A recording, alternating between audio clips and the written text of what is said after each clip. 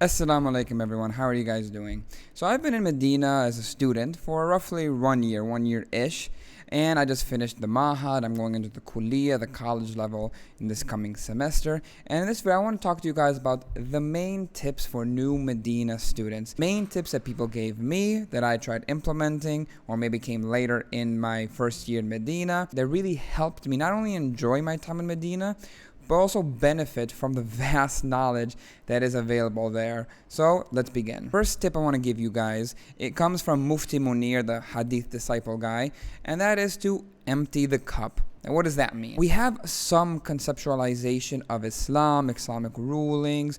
We have maybe a certain manhaj, a fiqh position that we have on certain Islamic things. And what Mufti Munir is talking about here, and what he explained in his own videos, is when you begin your actual journey as being a student of knowledge, you're actually learning Arabic, you got into the school, Medina, Abha, wherever you're going to go study, empty the cup, start new. Forget about the information you know. Now, obviously, you're not going to empty everything. You're going to have the base of a sound aqidah and some fixed stuff to get on with your life.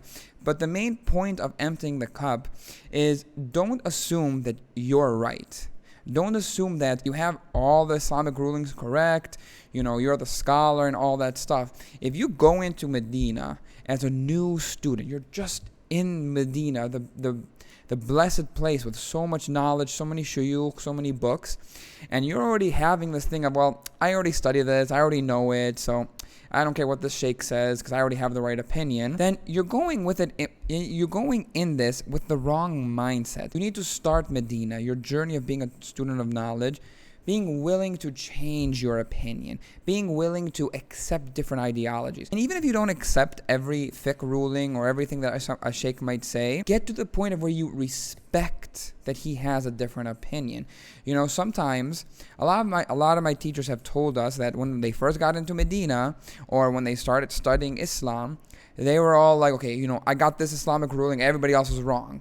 But then once they started learning more, sitting with the shuyukh, reading the books, conversing with other people, they really tempered how they talked about different opinions. They were kind of like, yeah, I can see why that person has this opinion, but I just hold this opinion. And they respectfully disagree with one another, or they might even change their opinion and say, hey, you know what, I held this opinion a couple of years back, but now I have this new opinion. Empty the cup. Be ready to learn. Be ready to accept new things.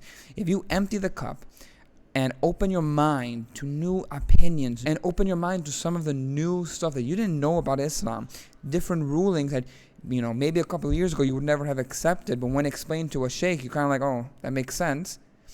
You will greatly benefit from your time in Medina. Don't go into Medina thinking you know it all. Don't go into Medina saying, okay, I already have it here, I'm here for the diploma. Go into Medina ready to accept things that might be challenging for you to accept, but are actually, when you look at it, might be the right opinion, the right side in a debate. Be ready to do that, and you will greatly benefit your time here in Medina. The second tip I want to give you guys is out with the old, in with the new. What I mean by this is your friends, your company. For many of us, we didn't grow up maybe with, the most Muslim families, or maybe most of our friends were non-Muslim. Maybe we accepted Islam, maybe we're converts, or even if our families are Muslim, maybe some of our friends are not really that strong practicing. They might pray 5 times a day, they might go to Jummah prayer, they might not really care or are invested in studying religion.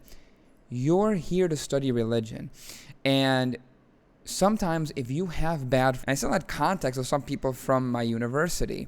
However, a lot of them were not Muslim, and even the Muslim ones, again, some of them were practicing, some of them were not. Many of us might have friends who don't pray, don't care about Islam, aren't even Muslim, maybe they hang out with the opposite gender, and whatever the case may be.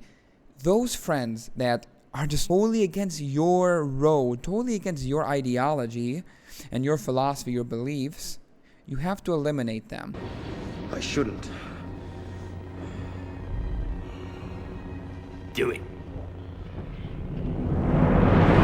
Now, we might have some friends who are really good friends, praying 5 times a day or whatever, but they're not on the same road, and they might discourage you. I know some Muslims, when I told them I'm going to Medina to study and I go to law school, they're like, why are you doing that? Why are you wasting your life? Why are you not go to law school? How are you going to feed your family? And all that stuff. And they were Muslims who pray 5 times a day, go to the masjid. Because for them, their main thing was, okay, I gotta go get a business, I gotta get a 9 to 5, work 6 days a week, whatever the case may be. And those might discourage you. Again, you don't have to abandon them, but limit your interactions with them, because now you're going to go in with your new friends. When you're here in Medina, create good friends, good students of knowledge, those who are interested in learning. If you hang out with lazy people, you'll be lazy. If you hang out with people who are always reading books, sitting with the scholars, memorizing Quran, memorizing Hadith, then you will be like that. If all your friends are like that, you'll be actually upset that you're wasting time. Out with the old, in with the new. Try to limit your interactions with your old friends, your old college friends, high school friends, some of the bad influences that you have, and try to find really good friends who are real students of knowledge. Those friends that really remind you about Islam, that really remind you about Allah, that remind you to study. Those are the friends that you need to hang out with and to create in Medina. Third tip I want to give you guys is have school as your main focus.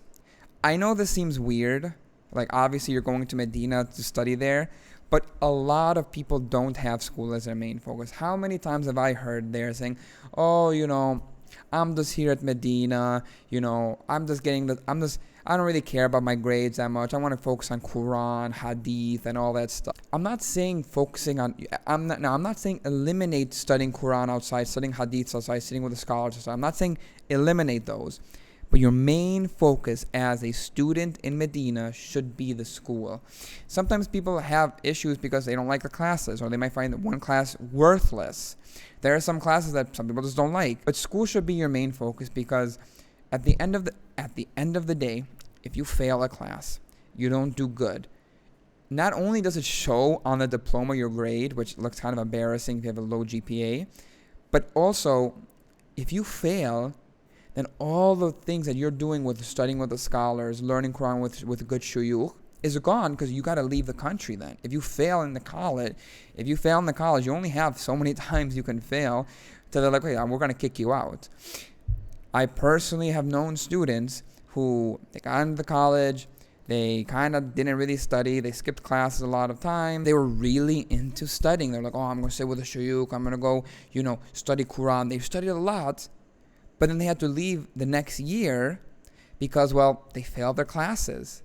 And imagine if they just focused on school and studied with the scholars throughout their 4, 5, 6, 8, how many years they wanted to stay here.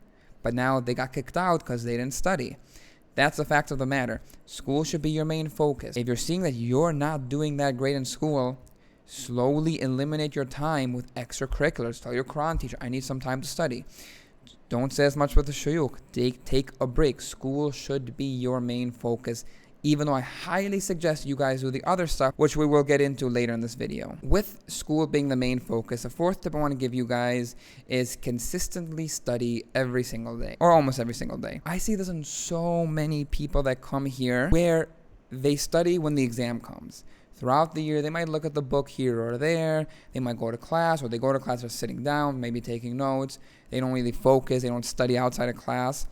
Then the exam time comes, and you just see so many people freaking out. Because in Medina, this 2-semester program, you are taking, at the minimum, 7 classes throughout the semester.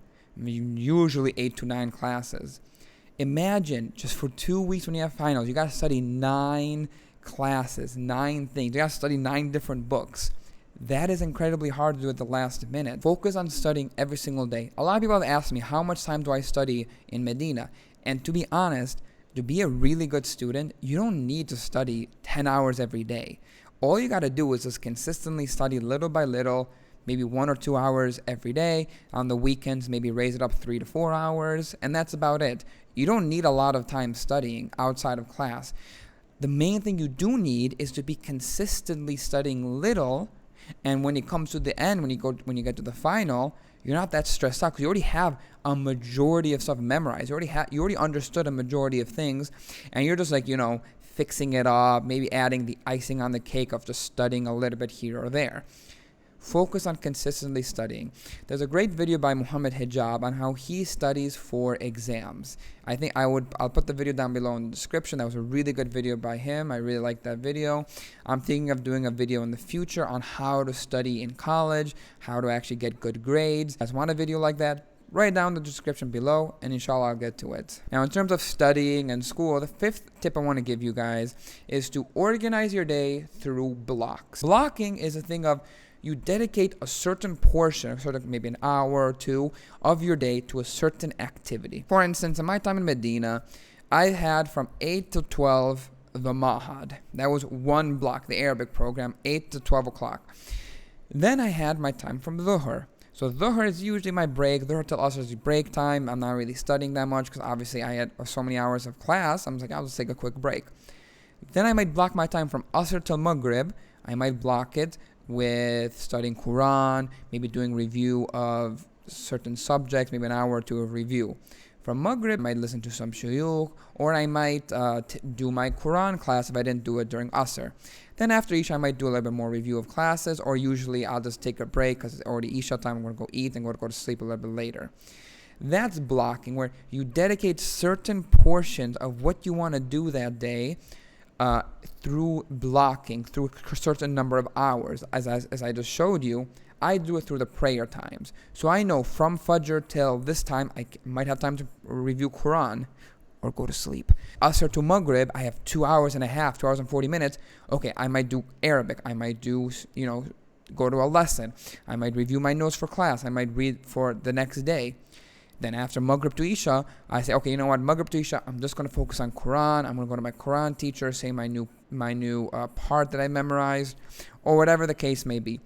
Organize your day. If you don't organize, you don't plan your day, and as a famous quote goes, if you fail to plan, you plan to fail. If you don't plan out your day, you don't organize your day, it will just be 24 hours in the air, and you're like, and you don't even know where you're trying to go at.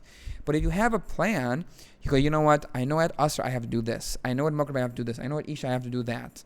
And especially during the weekends. How many times have I seen students just on the weekends, they wake up whenever, they just go about their day, say, I'll study later, maybe after Maghrib, maybe after Asr, maybe after Isha, and they don't do anything. If you're just, maybe I'll do X, you're most likely not going to do it. Organize your day, organize your weeks. You don't have to get a calendar, although getting a calendar is really good, but just mentally have this that after Asr, I'm going to do X. On the weekends, I'm going to do Y. And organize your day. This will greatly improve your gains of studying and not having as much stress in studying and relaxation, honestly. The sixth tip I want to give you guys is sit at the feet of the scholars. In this modern culture of YouTube, listening to mashayikh on YouTube, we have this thing in our head that like, okay, well, I have it on my phone. I'll just listen to that scholar on my phone. Well, I have the books. I'll just read the books at home. And we skip out on one of the most important things, which is sitting at the feet of scholars. Medina is a place with so many scholars, or whatever else you're going to go study. There's so many scholars there. And I see this with some students that instead of going to those scholars, they will literally say, I'll just read a book. I'll read his book. I'll listen to it on YouTube. I won't go to that lecture. I'll just, listen to it on my way back home or whatever. Just as a tip, if you're saying I'm not going to a scholar and I'll listen to it online, you're not going to listen to it online. People skip out on this such important part. It's so different when reading a book and then listening to scholars. You might read a book, let's say Aqidah Tahawi, and you might not understand something that he is saying. Because of the misunderstanding, you're going to teach people a wrong piece of information. Not only are you teaching them, you know a wrong piece of information because you misread it. You misunderstood it. But if you're at a scholar and the scholar says, hey, this is how we're supposed to interpret this, or hey, this author said this, however, this hadith is da'if, this hadith is weak, for instance, you got so much more information that the book might not actually have. It is incredibly hard to self-study and not go to any teacher or whatever. None of the scholars ever suggest people not to study with a scholar. They actually criticize people who just study with books. If you're just studying with books, you get this kind of cold approach to Islam, to academic, to information. But if you sit with scholars, you can ask them questions, or they might just give you a different perspective that the book might not give you. Sit at the feet of the scholars. Don't be one of those students who say, I'm just going to read books, go on YouTube. If you do that, then trust me, while you will get a lot of information, it'll be a very cold way of approaching it, and you might not actually benefit as much as you think you are. The seventh tip I want to give you guys is to immerse yourself in the environment. Through Arabic, through being in Medina with a bunch of scholars. And what I mean by this is, especially for new students, your Arabic might not be up to par. Now, there might be someone here who has like 3 degrees in Arabic language and knows grammar better than the teachers there, but that's like 1%. 99% of us, our Arabic is a little bit weak. We might have difficulty reading or understanding Arabic or listening to scholars. And outside of Arabic, we might not be a fully fledged student of knowledge who's ready to give up everything yet. And maybe when you get to Medina, if you're holding back to your old environment of listening to maybe, Twitch streamers or watching other YouTubers all the time, you're just going back to your old life, then going to Medina you might actually not like being at Medina, and because it's your environment. You have to fully embrace where you're at, fully embrace the Arabic, fully embrace the students, fully embrace the scholars. Live in that environment of being a college student at Medina. This will totally change your perspective. And so many students who they're at Medina, but they're living their old life, their old environment.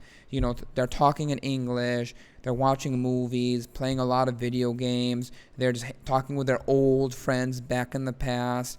They're not really, focusing on Arabic or looking at the students and the scholars.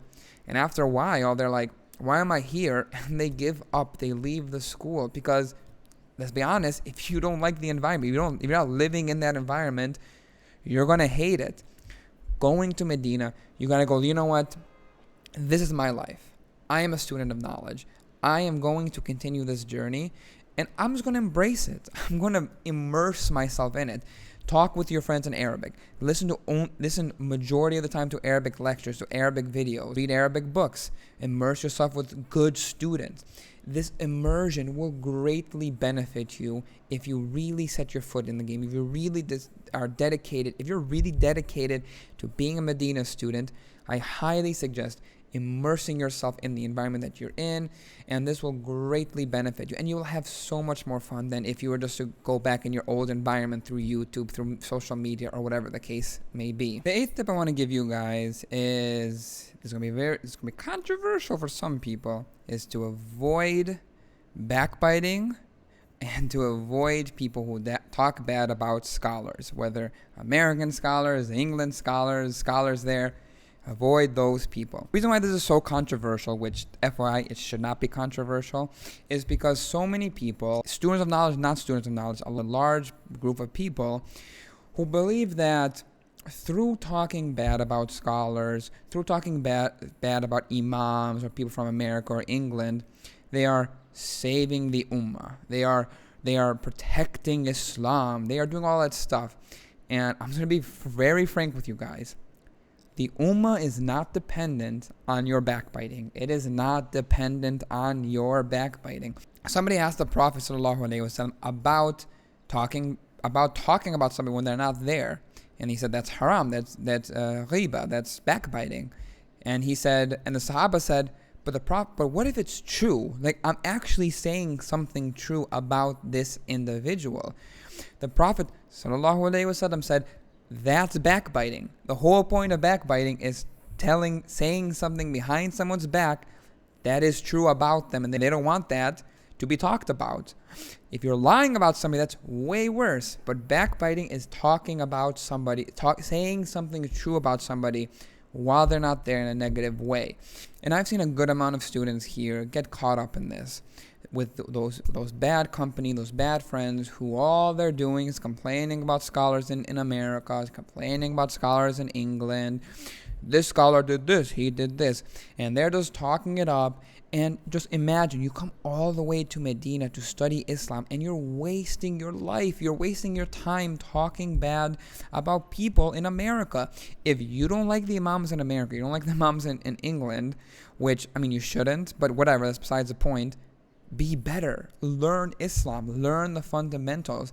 And the majority of these people who are talking bad about scholars, they're the ones barely know Arabic, maybe memorize like 3 to 4 juz of the Quran really poorly. Their tajweed is bad. They don't sit at the feet of the scholars.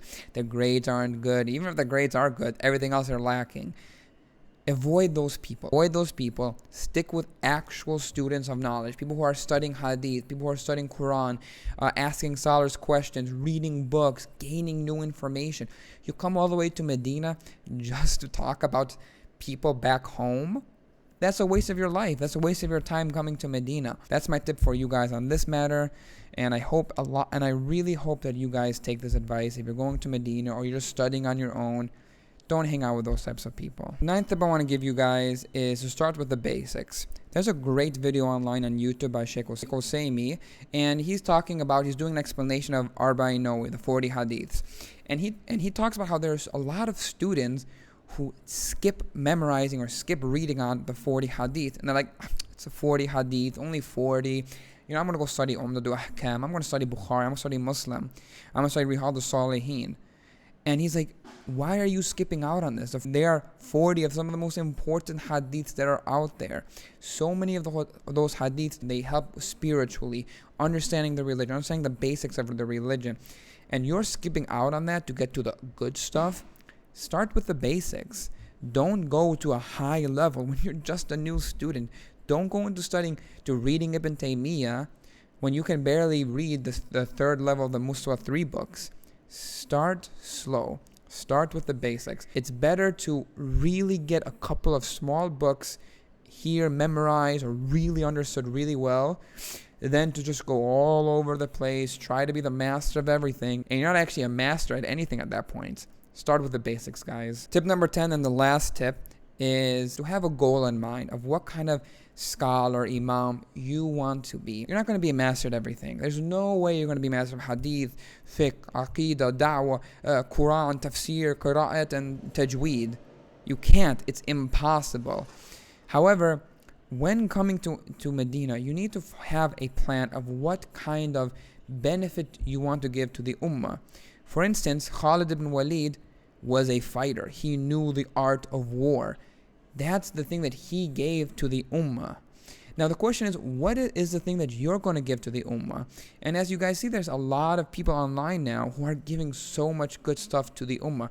You see Abu Taymiyyah focuses a lot on spiritual connection to Allah and usulul fiqh. He really likes that stuff. And when you hear Abu Taymiyyah, you think of those things. You might see Mohammad Hijab, who's going against atheism and the philosophies around here. You guys might recall Zakir Naik Ahmed Didat, who their main focus back in the day was going against Christianity. These people saw that there was a void in the community, in the world, and they said, we're going to fill that void and help the ummah in this regard. And that's what you guys got to think. And the best way to go about this is this. See what it is that you don't like and you're bad at. For instance, I'm not really interested in learning all the qira'at of the Quran. It's not my cup of tea. So I'm not going to focus my time on that outside of the school. Second thing is, focus on stuff that you like. I really like usul al-fiqh, for instance, and I love aqidah. Those are the two things that I really, really enjoy. Third thing is, find what you're good at. Maybe it is that you're a good debater. Maybe it is that you are good at understanding different opinions. Maybe you're good at explaining aqidah. Find those stuff that you're good at. Find stuff that you like and focus on it. And this is relative to a lot of people. The main issue that the West has is very different than, let's say, some Muslim countries. And if you see that maybe one of the main issues back home is, let's say, the rise of Christianity, the rise of different philosophies, and you already know that you want to focus your time on going against those, or maybe you just see that the main issue in my home country is people don't even know how to pray, don't even know how to do wudu, and they need that, then focus on it. You need to provide the ummah with something. You provide the ummah with something by seeing what you're not good at and you don't like, seeing what you like, seeing what you're good at, and seeing what the ummah needs, what the people in your community need, what your family need. Once you understand these things and you really think and you really delve into what is it that I need to do, this will greatly not only give you a road, a tariq into what you're going to study, instead of just being in the air and studying everything, trying to grab everything around yourself, but it also helps you with, when you get back and you're done with Medina, to actually fill a role in the ummah. So really, I highly suggest you guys find what it is that you want to do, what kind of aid you want to give to the ummah, the society that you're at, and focus on that. So that's it. That's the video, guys. I hope you guys enjoy these tips, and I'll see you guys next time. Assalamu alaikum.